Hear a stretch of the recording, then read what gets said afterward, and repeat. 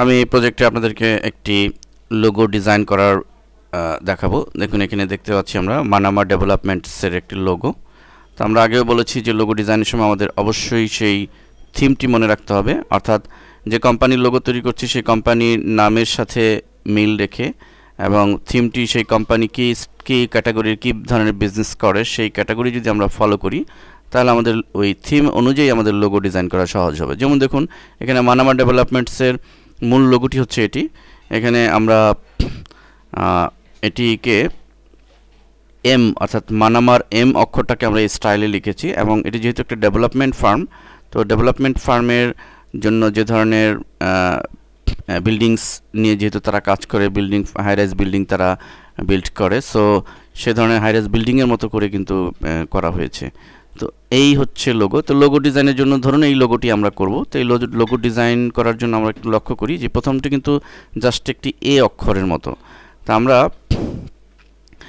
বিভিন্নভাবে এটি করতে পারি। আমরা পাত দিয়েও করতে পারি, অথবা আমরা প্রথমে ধরুন এই অংশটুকু আগে যদি করি তাহলে আমরা কি করব। দেখুন আমি প্রথমে এ লিখছি ক্যাপস লকে এবং এটি আমরা এর ফন্টটি এরিয়াল ব্ল্যাক ফন্ট সিলেক্ট করে নিচ্ছি, যেহেতু এটি স্টাইলটি মোটা, সো এরিয়াল ব্ল্যাক, এবং এটিকে বড় করে নিচ্ছি।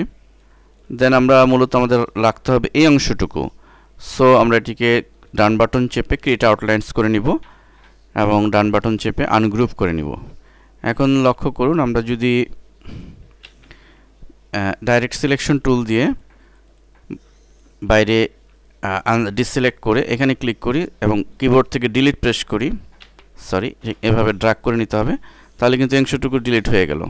আবার আমরা ক্লিক করছি, পর্যায়ক্রমে ডিলিট হয়ে যাচ্ছে, আবার ক্লিক করছি, ডিলিট হয়ে যাচ্ছে। তো আমরা কিন্তু একটা ফরম্যাট অলরেডি পেয়ে গিয়েছি। এখন আমরা এটিকে ইচ্ছামতো স্মুথ করতে পারবো। আমরা প্রয়োজন আরও বড় করে নিব, এভাবে আমরা এটিকে ধরে স্মুথ করে নিতে পারবো। তো তার আগে আমরা দেখে নিই যে আমাদের লোগোর স্টাইলটি কিন্তু এরকম, তো ঠিক এরকম করব। তাহলে আমরা কি করতে হবে, আমাদের এই স্টাইলটি এরকম করার জন্য আমরা ডাইরেক্ট সিলেকশন টুলটি সিলেক্ট করলাম এবং ঠিক এই পয়েন্টারে ক্লিক করে আমরা এভাবে ক্লিক করে দেখুন আমি কিন্তু অলরেডি এই সিস্টেমে আমরা করে ফেললাম।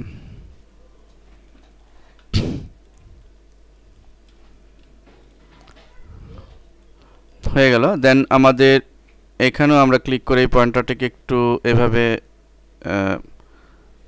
সোজা করে স্ট্রেট করে নিতে পারি প্রয়োজন অনুযায়ী। এটিকে আমরা আরেকটু উপরে চিকন করে নিলাম আমাদের প্রয়োজন অনুযায়ী। দেন আমরা এই দিকে একটি লাইন ক্রিয়েট করব। আমরা এই লাইনটি ক্রিয়েট করার জন্য পেন টুলটি ইউজ করতে পারি। তো আমরা আরেকটু জুম বড় করে নিব, পেন টুলটি সিলেক্ট করব, ঠিক এখানে এই পজিশনে একটি ক্লিক করব এবং এখানে আমরা তার আগে এখানে একটি ভিউ মেনু থেকে রুলার নিয়ে আসতে পারি এবং রুলার দিয়ে একটা গাইড দিয়ে নিতে পারি আমাদের অ্যালাইনমেন্ট ঠিক রাখার জন্য। এবং এখানে ক্লিক করব এই পজিশন, আমরা জাস্ট এ ফরম্যাটটি তৈরি করব। এখানে ক্লিক করব, দেন এইখানে একটি, এই পজিশন একটি এবং এই পজিশন একটি, দ্যাটস অল। এটিকে একটু ড্র্যাগ করে আমরা সোজাভাবে করে দিব এবং এই অ্যালাইনমেন্টটি আর একটু বড় করে দিব। ওকে,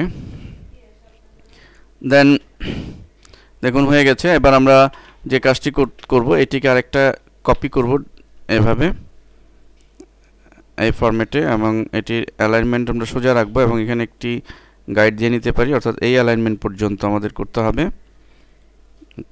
চাপিয়ে দিব,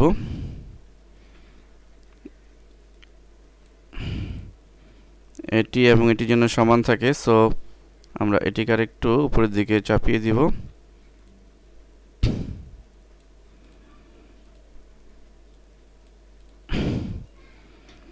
ওকে, এখন দেখুন এখানে এই শেড কালারটি রয়েছে, আমরা ঠিক এটি সিলেক্ট করে আমরা এই শেড কালারটি কালার থেকে এখান থেকে শেড কালারটি দেব, সরি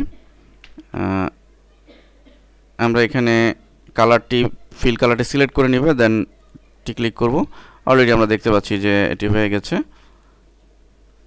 আমরা যদি জুম ছোট করি আমরা দেখব যে এটি হয়ে গেছে, কিন্তু আমাদের এখানে স্মুথ লাগছে না, সো এটি যেন স্মুথ হয় সেটি করব আমরা ডিরেক্ট সিলেক্ট টুল দিয়ে স্মুথ করতে পারি।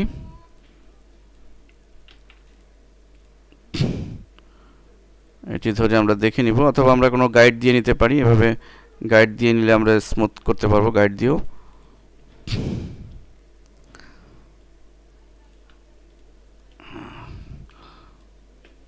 ওকে, এবার আমরা হয়ে গেল। দেন আমরা পানামা ডেভেলপমেন্টস কথাই লিখব। এখানে লক্ষণীয় বিষয় হচ্ছে যে আমাদের লোগো ডিজাইনের সময় অবশ্যই আমাদের ফন্ট সিলেকশনটিও খুব সুচারুরূপে করতে হবে, কারণ ফন্ট আমি দেখুন এখানে যে ফন্ট ইউজ করেছি যে ট্রিবিউস্ট এমএস, এটি ওয়েব টু স্টাইলের একটি ফন্ট এবং এই ফন্টটি অত্যন্ত চমৎকার। এবং এই ফন্টটি মূলত এর এমটি যদি আমরা লক্ষ্য করি, এই এম এর সাথে একটা সিমিলারিটি আছে। আমি যে এমটি ক্রিয়েট করলাম লোগো, সেটির একটি সিমিলারিটি রয়েছে। তো এই জন্য আমাদের লোগো ডিজাইনিংয়ের সময় এই ফন্ট সিলেকশনেও গুরুত্ব দিতে হবে। তো এভাবে লোগো ডিজাইন হয়ে গেলে আমরা এটিকে গ্রুপ করে নিতে পারি। এভাবে আমরা খুব সিম্পলি কিছু টেকনিক খাটিয়ে লোগো ডিজাইন করে নিতে পারবো।